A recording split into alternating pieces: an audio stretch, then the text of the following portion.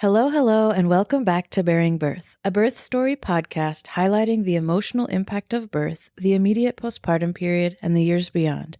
I'm Sophie, a perinatal mental health therapist. And I'm Jordan, a doula specializing in postpartum support. This is our first episode of 2025, and it's so great to be back after taking some time off during the holidays. In today's episode, we're sharing part one of a conversation we had with Britnee Spring. Yeah, this was a really fun episode because we got to talk to one of my first and longest friends in Portland. It's been so sweet reconnecting with Britnee and motherhood and getting to see her in this new role after some really funny times pre-kids. We definitely have some stories. Like, for example, she asked me to shave her head once and she let me give her a tattoo of a milk carton. Oh my God. Anyways, Britnee has always been a really chill person and up for any adventure. And it's been really cool to see how she is as a parent. She's so calm and easygoing with Willie, and he is too. Yeah, I really loved meeting Willie. In this episode, Britnee talks about the surprises of early pregnancy, including a wild ride of food aversions. She also shares the thoughtful process of choosing a male midwife and preparing her home for the birth she always envisioned. Britnee reflects on the joys, discomforts, and unexpected moments of her pregnancy in a relatable and funny way. I really loved hearing her giggle throughout the episode, and there are lots of baby background noises because Willie, her 8-month-old, was hanging out with us. He was a trooper though, and we think that you'll like his cute little noises. Yes, they definitely gave me baby fever. Stay tuned for part 2 where Britnee takes us into the raw and real moments of labor, a surprise twist with her chosen birthing position, and her powerful birth experience. Enjoy part 1 with Britnee. A doula and a therapist are sitting down to talk about birth.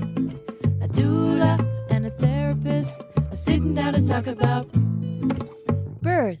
Yeah, anything goes. This is really your episode to share what you want And to. whatever feels important to you is important to us. Like, there's no right or wrong way to tell your story. We're just excited to hear it, however it comes up. Yeah. Well, I guess I'll start by saying I got pregnant 2 months after I got married. And we weren't... It's a lot of change. Yeah, it was a lot. We weren't really trying or not trying. It was just kind of like, let's just see what happens. And then, of course, 2 months later, I'm like, I'm pregnant. Did you want to have kids? Did you know you always wanted to? Oh, yeah. Yeah, I definitely did. I think that it was harder for me to see before with different relationships that I was in because I didn't necessarily see the other person, like being a parent with that other person. And so I definitely went through kind of like phases of like, I'm not really sure. But like deep down, I think that was always something that I wanted. It's, you know, be a mom. And then once I got pregnant and had him, I'm like, oh my gosh, this is my purpose. Oh, that's so nice. It's a lot easier to envision those things when you're in the right situation, when it feels more possible. Yeah, definitely. And I just, I mean, it was like the right timing, you know? Yeah. Like I was where I wanted to be, felt ready, and yeah. What was it like being in your first year married and being pregnant for Oh my most of that year? It was a lot. Because, I mean, really, we also had only been dating for a year when we got married. And so in some ways, it's like us like combining our lives and then also having a baby. It was like we just did that all at once. It wasn't like a slow progression. Like, okay, like we know marriage as also having a child and having a third, you know, person that we're thinking about too, not just each other. Mm-hmm. Yeah, it's a lot of changes. Yeah, but and exciting things. Yes, definitely. Pregnancy was awesome. Obviously. I mean, just like every day there's like something new to look forward to. And it's always so fun to follow those little like apps and see like, this is where your baby is right now. This is how big he is. And The size of an avocado. yeah, we did the sneak peek test. What I is don't know that? what that is. It's the blood test that you can do on your own. So they send it to you and then you have to be like super sterile about everything. And basically it picks up if there's any male DNA, I guess is what it is, in your blood.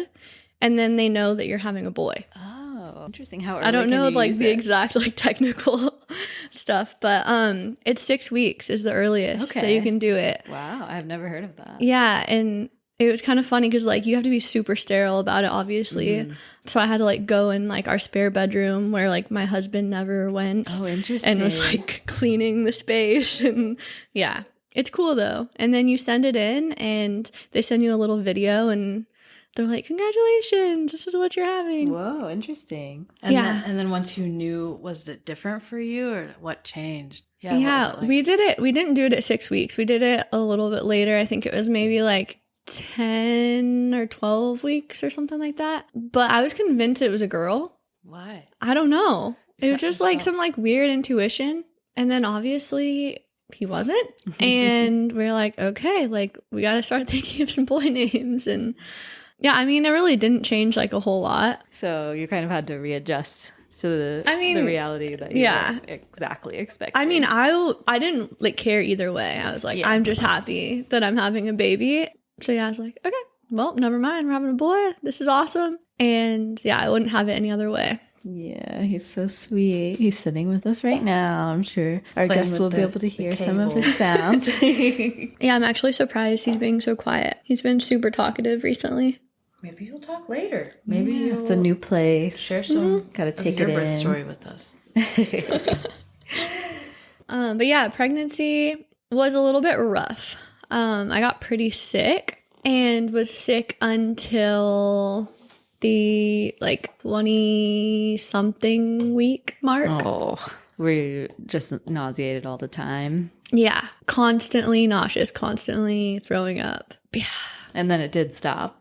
It did. 20-something. Yeah, it got a lot better. And then afterwards, it was like the nausea outshined everything else that was happening because it was like I was dealing with it constantly. Yeah. And so, yeah, Were that was you the main working thing. at the time? Yeah, I kind of had like a weird work thing because I ended up getting a job because we had just moved to Newburgh and I was working still on 23rd in Portland. And so it was a really big commute. And so I'm like, okay, can't do this commute anymore. I'm going to try to get a job in Newburgh. And I got an office job for a company that did basically facilitated care for people with disabilities. And there was one bathroom in the entire office building for all these different companies. Oh my gosh. And so every time I got sick, I had to run. Oh no. Like across the entire office building to the bathroom. And I was in the bathroom probably like half of the time that I was actually working. It was really bad. Oh, man. And I also like took off multiple days. Like I can't come in. Like that's how bad it is. Were they understanding? Did they know you were pregnant? They did. I told them like as soon as I got the job. They were not as like accommodating as I would have hoped, especially being like kind of like a family-based company. And I was like more than willing to do my work at home. I'm like, it's really hard for me to be in the office right now because of having to get up from my seat and constantly run across the office. And I probably would be a lot more useful if I was at home and had my laptop in bed and could just be in the comfort of my own home. Yeah. Lean over and puke into a bowl. Exactly. Be laying down, but did anything help? Nausea for you? Yeah, the main thing was just to keep eating. Like I had to just eat consistently throughout the day, even if I wasn't hungry. And first thing in the morning, I would try to get like as much protein in my system as possible. And then, it was just like a lot of, I think I did like oatmeal and then protein shakes, electrolytes, a lot of beef jerky, because especially later on in my pregnancy, I had like a ton of aversions to food. You had food aversions because oh of my the gosh, nausea? yeah, I guess that was another part of the pregnancy. It was like Things I could that don't hardly eat normally- anything. Yeah. Hardly eat anything. Meat was like a huge problem. I remember like early on in my pregnancy, my husband was like, I'm going to make you dinner, like, because I normally cooked everything, but it was so hard for me because I couldn't really like eat what I was making. I had to eat very like bland, but also just like one ingredient type food, like whole foods. So yeah, he was like, I'm going to cook dinner tonight. Like, I got you. Don't even worry. And then I think I was gone and I came home and I started gagging. And he made beef stroganoff. Like from the smell? I was like, I can't look at that. I can't smell it. Like, I'm definitely can't eat it. It was terrible. I felt pretty bad. He was really proud of it. I'm like, it's all for you. It's your lucky day. Can you hormones. Can you eat that today? Does it still give you a similar reaction? Yeah, I don't think it's like one of my favorites to begin with. Yeah. But creamy, meaty pasta. yeah, no. Ground beef, I feel like, was like one of the worst. Yeah. But beef jerky was okay? Beef jerky was totally fine. I think it was like the consistency of it was better. That's so interesting and opposite from me. I Really? craved raw meat. I would Really? go into the grocery store. I grew up vegetarian and was vegetarian probably until I got pregnant. Yeah. But then I'd go to the deli and see raw meat sitting there. And you're like, I need that. I fantasized about eating it. What's even weirder is, the cats, they have raw food. Yeah. And it smells so gross if you're not pregnant. I wanted to eat it. It's so gross. Really? Weird. Yeah. Interesting. That is wild. Yeah. So totally different Yeah. reactions. Yeah. Totally. I mean, I ate a lot of meat before too. It was just like right when I was pregnant, like a switch flipped and that was it. No more meat. And it was really hard because I was used to getting like a lot of protein and my body needed the protein, but I wasn't used to getting it from alternative sources. So I'm like, okay, what do I eat? Like, this is really weird. So you had to source other foods then? Kind of, yeah. I mean, honestly, my midwife was like, you just need to eat in like period. So don't like worry too much about what you're getting. Yeah. Like as long as you're getting sustenance, then you're good. And so then I could kind of like chill out and not freak out about it. But how were you with like liquids? I was just talking to my friend who like was disgusted by water her whole pregnancy. What? Like she couldn't drink water. That's wild. Yeah. I was okay with liquids, I think. I drank a lot of tea and water with electrolytes. That was like my main go-to, which I feel like it's the same now. It didn't really change much. Yeah. The one thing that was totally different besides the no meat was I turned into like a huge sweet tooth. Oh, interesting. And I have never been a sweet tooth my entire life. Like when I was a kid, I'd rather eat an apple than have a cake. Like I never wanted like a birthday cake or dessert really. I'd rather have just like fruit with like a little whipped cream on it or something. And then it was like every night I was eating ice cream in bed. Oh wow. You do what you gotta do. Sugar, Yeah. It was really rough. My husband loved it because he's a huge sweet tooth and I'm like, all right, well I guess this is who our child is gonna be too. Are you gonna like ice cream? Yeah, it was interesting. I craved a lot of Mexican food. Yeah. Sweets. Sweets is like the main thing. Fudgesicles. Ooh, that does sound good. Yeah. Sounds good right now. I really wanted. Yeah. So then after 20 weeks, you started feeling better. Yes. Do you want to come here? Want to go to mama? Dee-dee-dee-dee. I think I felt my best in my third trimester. And then I was just like trying to remain patient. I had a couple little like scares. I started having contractions one day. I think I was like early 30s, 31 or 2 weeks or something. And I was just working from home and I started having like intense contractions to where I like could barely stand up. And I'm like, okay, what's going on? Like, this is not normal. And I had a couple other things happen too. It was like, did I throw up again? Which I hadn't been like nauseous for weeks at that time. Yeah, it was like a couple different things that the doctor was like, if this, and this happens, then definitely like come get checked out. And of course, it was during this time that my midwife was out of town. So I called him and he's like, you're going to have to go up to St. Vincent and just go through the like emergency, like see what's going on. And I was in Newburgh and don't have like family down there at all. And all my family's up by St. Vincent. So I'm like, okay, like what am I going to do? And we had a family friend who is sweet enough to come pick me up and take me. And my mom and Bradley met up with us. And that was wild. Like they hooked me up to the little belt. and I was having like contractions that were like 3 to 4 minutes apart. And they just monitored me for a while, did a couple different tests, and they're like, okay, well, we don't think you're gonna like go into labor anytime soon, so we don't really know like what's going on, but you're good. And were you scared? Were you thinking you might give birth? I was worried because I hadn't really considered not having a home birth since that's what I was planning on. And I was like, oh my gosh, this is like the one time, this is the like one reason that I wouldn't be able to have a home birth if I went into labor early and then my midwife wasn't even there, which I had like already talked to him about like what I wanted my birth plan to be and all that. And so, yeah, it was a little bit nerve-wracking, but they did that swab and they said basically like this is the percentage that you'd go into labor in the next couple weeks, up to the point where I would be full term, and it wasn't very likely. Mm-hmm. So I felt a little bit better. They're like, I think you're okay. Yeah. But the contractions just eventually stopped? Yeah, they were really intense for a couple days, maybe like 2 or 3 days.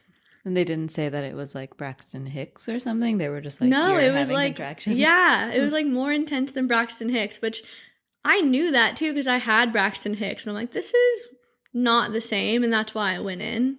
Mm-hmm. But then like so a month, yeah, I mean, there isn't really like a name for it. I hadn't heard of it like happening to anyone else. But like a month before I ended up giving birth, I had the same kind of thing, which they ended up just saying it was prodromal labor. But it was like every night at like the 6 o'clock mark, like right before I'd eat dinner, I'd start having contractions, and it would just progress more and more until I was like full on, like couldn't talk. Whoa. Wow. Like would need to be getting into my like different positions and stuff. And then it would just either go away late at night or I'd go to bed and it would fade. Wow. It must have been so confusing and frustrating too, because you're thinking at any moment, this is the day, or like, what's going to happen? No, exactly. We kept like messaging family, and my mom was she was my doula. And so we kept messaging her like, okay, we think it's happening. Like, come stay with us, because she was going to stay with us for a couple weeks. And she ended up coming like a couple different times and like with staying all of her bags the night. Back. Yeah, like, should I just leave my bags here just in case at this point? It's so hard to know. Not knowing like when he was actually going to come. So that was every night for how long? Pretty much every night. And I think it started like mid-November. Mm-hmm. And then, and then he was born December 5th. Wow. So. What week were you at around December 5th? December 5th was like technically my due date. Mm-hmm. Yeah, I had, I didn't know exactly what my conception date was. And so they're like, we think that your due date is either like the 4th or the 6th. Wow, and so I was like, I'm just going to say it's the 5th because, yeah, like I'll just decide it's the 5th since that's like the day right in between. And then that's when he was born. Yeah, so you said you had a male midwife, which is so interesting. I know, everyone's always like, we've never heard of this before. Like, what? Did you specifically seek out a male midwife, or how did this midwife come to be your midwife? Yeah, no, I did not. I didn't really know that it existed, to be honest, either.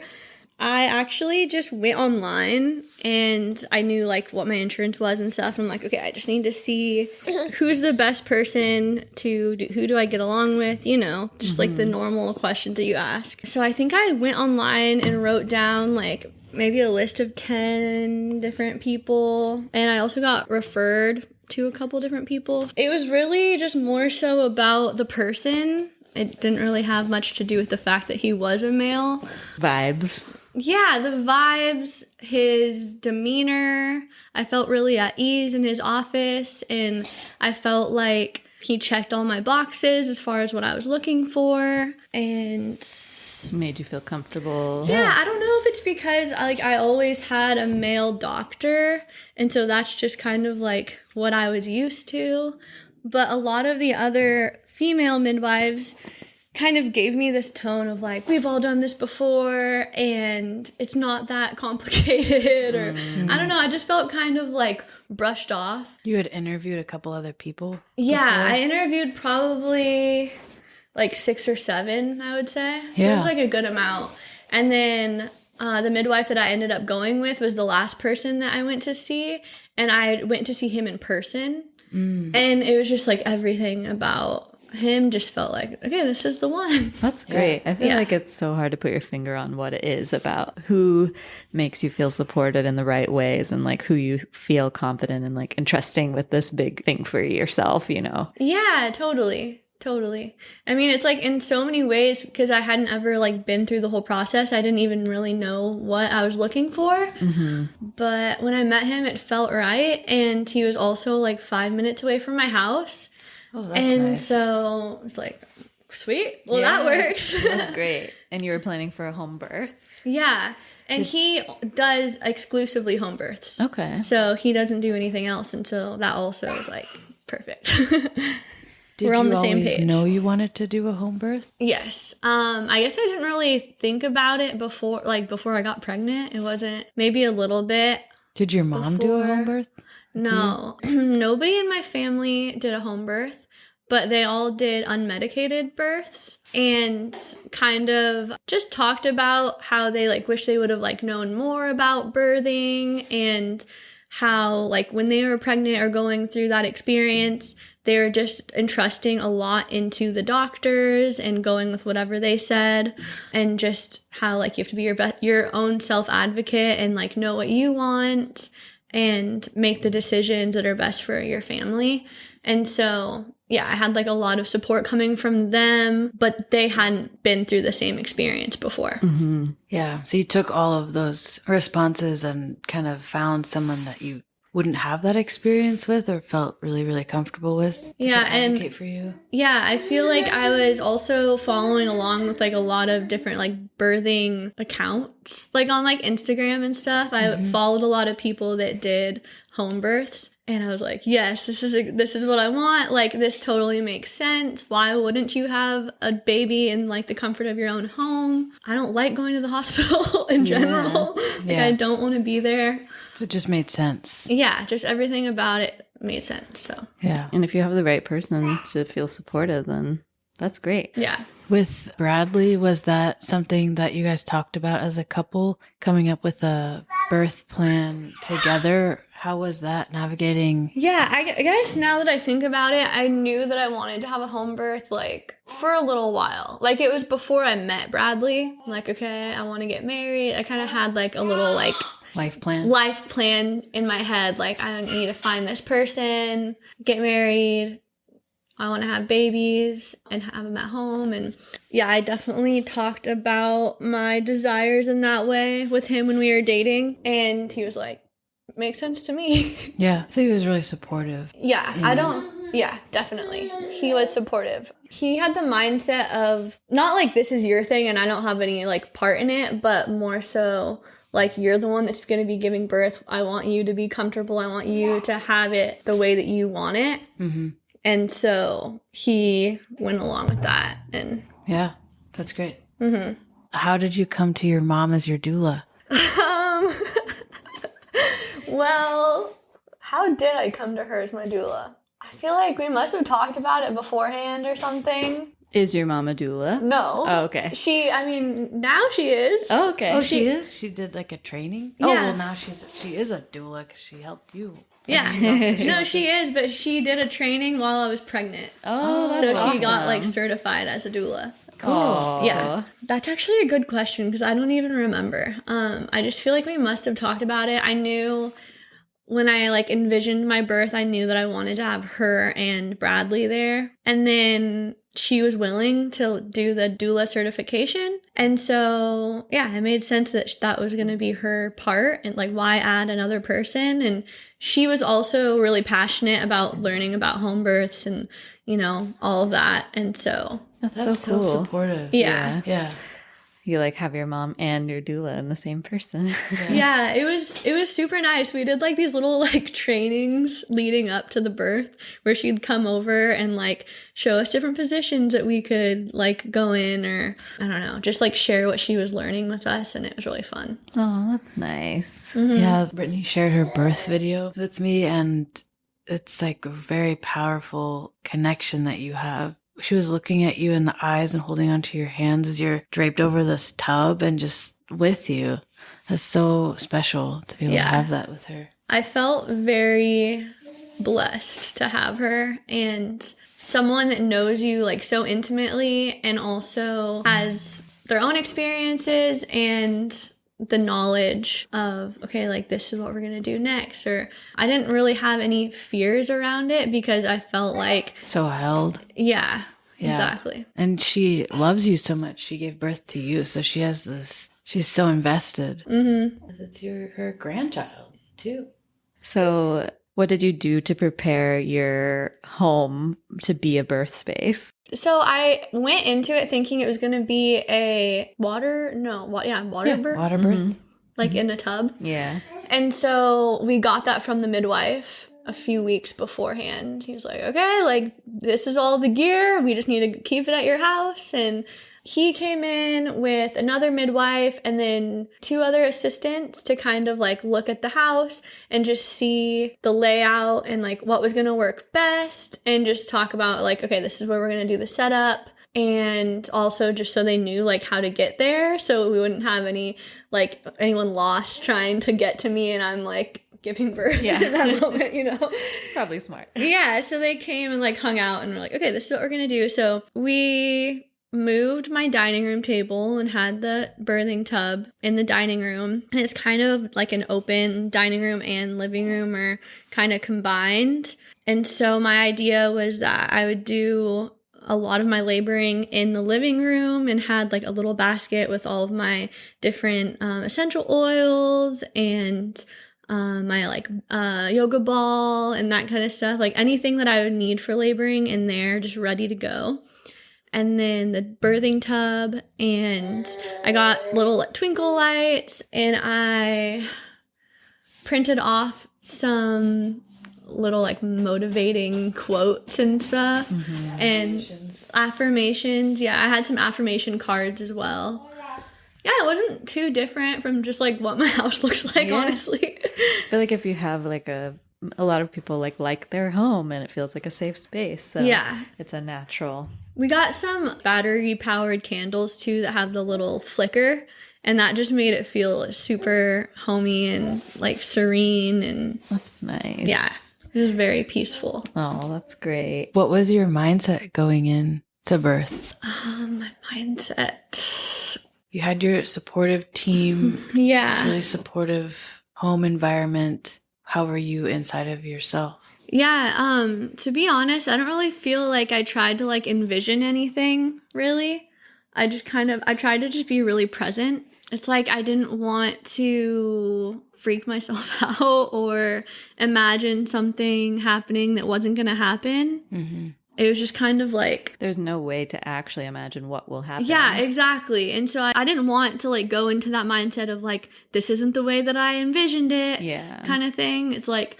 Whenever I go into labor, it's just going to, like, I'm just going to have to, like, walk through it and it's going to happen the way that however it unfolds. So I just tried to stay, like, really positive and it's like, I have my people, and I tried to do just as much preparation as I could without going, like, overboard. And this is where we conclude part 1. Stay tuned for part 2 of Britnee's birth story coming out on January 22nd.